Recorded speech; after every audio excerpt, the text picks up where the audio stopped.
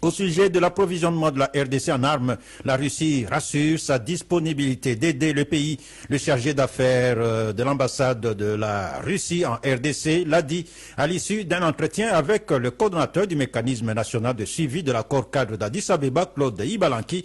Il y a quelques jours, le Conseil de sécurité de l'ONU a renouvelé les sanctions imposées contre la RDC sur l'achat des armes. Écoutez l'ambassadeur de la Russie, Viktor Tokmakov, chargé au micro de Osé Mandanza. Monsieur le haut représentant du président de la République nous a exprimé remerciements pour la position de la Russie pendant le vote au Conseil de sécurité par rapport à l'embargo. Nous avons échangé sur l'état actuel, sur la situation à l'est de la RDC. Nous avons discuté les perspectives de la coopération entre nos deux pays à tous les niveaux, au niveau du Conseil de sécurité régional ou bilatéral, et sur les possibilités de faire d'avancer cette coopération dans l'intérêt des peuples congolais et russes. Nous avons aussi expliqué des changements dans la politique extérieure de la Russie par rapport au continent africain et par rapport à la République démocratique du Congo en particulier. Je pense que cet échange d'aujourd'hui sera des bases